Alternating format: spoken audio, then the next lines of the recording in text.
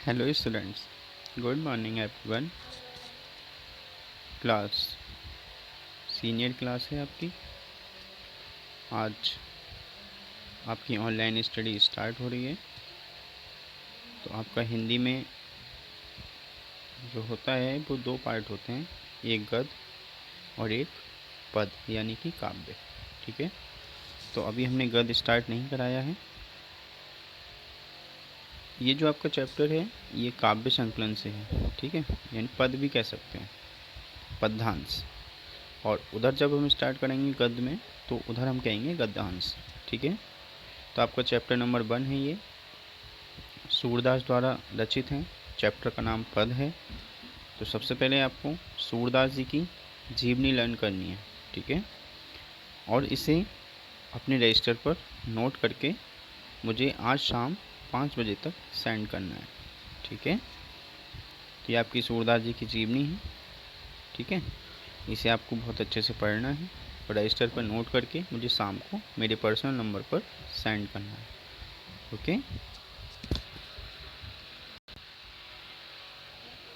ये है आपका चैप्टर पद। ठीक है, सूरदास जी ने अपने काव्य में पद को लिखा है जो कि आपका भ्रमर गीत से लिया गया है। तो सबसे पहले हमें इसमें 3 चीज़ें आती हैं हमारे एग्ज़ाम में, संदर्भ, प्रसंग और व्याख्या। ठीक है, संदर्भ आपका 1 नंबर का होता है, प्रसंग 1 नंबर का होता है और व्याख्या आपकी 4 नंबर की होती है। तो इस तरह से ही पूरा 6 नंबर का होता है। ठीक है, तो हमने आपको फर्स्ट चरण कमल बंदो हरिलाई फर्स्ट वाला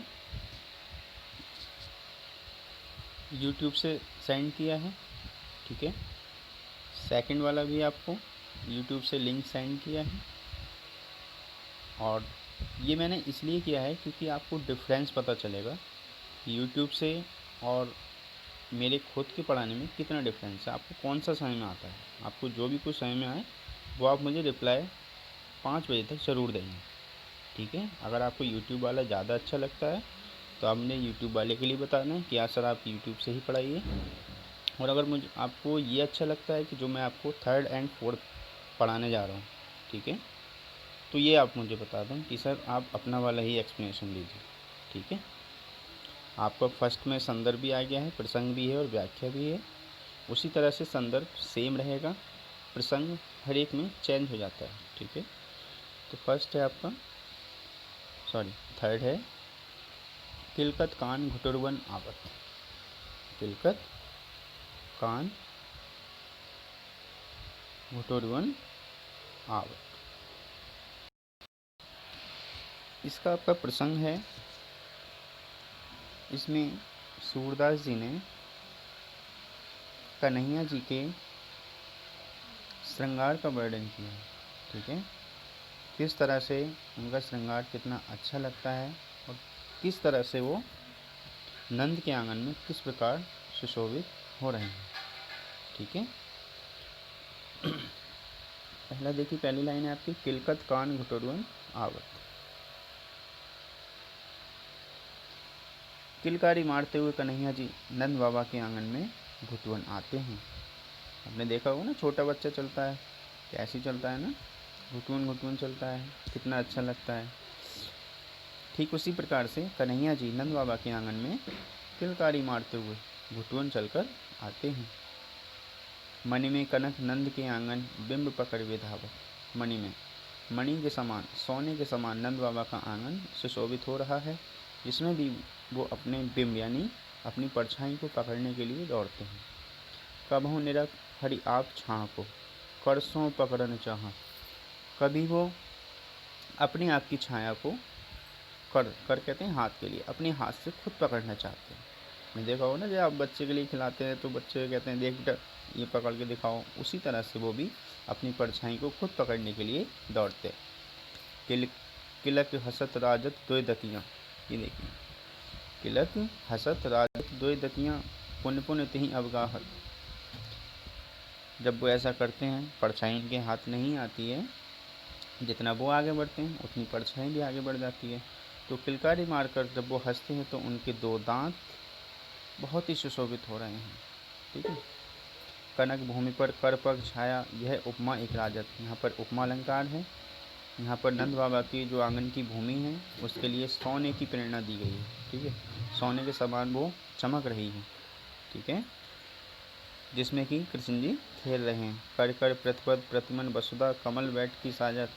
ऐसे लगता है कि वसुधा यानी भूमि, पृथ्वी अपनी गोद को फैलाकर बैठ गई हो और उसमें कमल रूपी कृष्ण आकर बैठ गए हैं।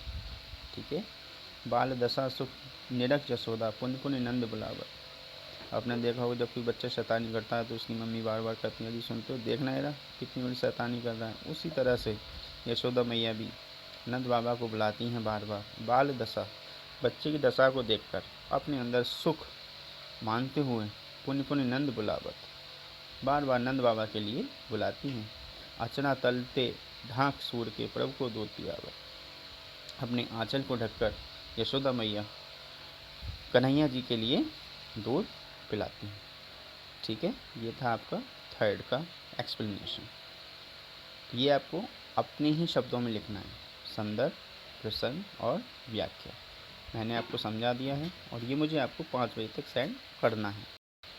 ठीक है, नेक्स्ट है आपका मैं अपनी सब गाय चराई हूँ। मैं अपनी सब गाय चराई हूँ, प्रात होत बल के संग जय हो, तेरे कहे न रहे हों। ग्वाल वाल गायन के भीतर न कहूँ डर नहीं लागत, आज न सोबू नंद दुहाई रैन रहूँगो जागत। और ग्वाल सब गाय चराए हैं, मैं घर बैठो रही हूँ, सूर श्याम तुम सोई रहे हो, अब प्रात जान में दे हैं। कितनी अच्छी बात कही सूरदास जी ने इसमें। इसका प्रसंग है, प्रस्तुत पंक्तियों में कृष्ण ने अपनी माँ से गाय चराने की जिद का वर्णन। ठीक है, कन्हैया जी अपनी माँ से कहते हैं कि माँ मैं अपनी सब गाय चराने के लिए जाऊँगा। ठीक है, प्रसंग में क्या लिखेंगे, प्रस्तुत पंक्तियों में कवि ने दर्शाया है कि कृष्ण जी ने अपनी माँ से गाय चराने का आग्रह का वर्णन किया। प्रात होत बल के संग जय हो, तेरे कहे न रहे हों। कन्हैया जी कह रहे हैं कि माता सुबह होते ही मैं बलराम भैया के साथ चला जाऊंगा और तेरे कहने से मैं घर पे नहीं रुकूंगा। ग्वाल वाल गायन के भीतर नैकों डर नहीं लागत, और मैया मुझे ग्वाल वाल गायों के भीतर यानी उन्हें चराते हुए उनके साथ रहते हुए बिल्कुल भी डर नहीं लगता है। आज न सोबूं नंद दुहाई रैन रहूँगा जागत। आज मैं नंद बाबा की सौगंध खाकर कहता हूँ, यानी कसम खाकर कहता हूँ, रैन रात रैन रहूँगा जागत, यानी पूरी रात जागता ही रहूँगा। और ग्वाल सब गाय चराए हैं, मैं घर बैठो रही हूँ। मैया सारे ग्वाल वाल सब गाय चराने जाते हैं और मैं अकेला ऐसा हूँ जो मैं घर पर बैठा रहता हूँ। सूर्य श्याम तुम सोई रहे हो, अब प्रात जान में दे हूँ। जब कन्हैया जी रात भर नहीं सोते हैं तो मैया उन्हें देखकर परेशान हो जाती है कि क्या पता कब तक सोएगा, तो वो सूर्य श्याम तुम सोई रहे हो अब। तो यशोदा मैया कहती है कि यह कन्हैया, सूरदास जी बता रहे हैं, यशोदा मैया कह रही हैं कि हे कन्हैया तुम अब सो जाओ, मैं तुम्हें सुबह होते ही यहाँ से जाने दूंगी। समझ में आया? ये था आपका फोर्थ। ठीक है, नेक्स्ट है आपका मैया होना चराई हो गाय। इस बीच में क्या होता है, इस बीच में हुआ जब कन्हैया जी गाय चराने चले जाते हैं तो जितने भी उनके ग्वाल वाल थे वो सब खुद तो बैठ जाते हैं और कन्हैया से कहते हैं, ए काना चल उधर से वो गाय लेकर आ, चल उधर से वो लेकर आ, उसे मार के ला। इस तरह से जब उन्होंने कन्हैया जी को परेशान कर दिया तो शाम को लौट कर आते हैं और मैया से शिकायत करते हैं।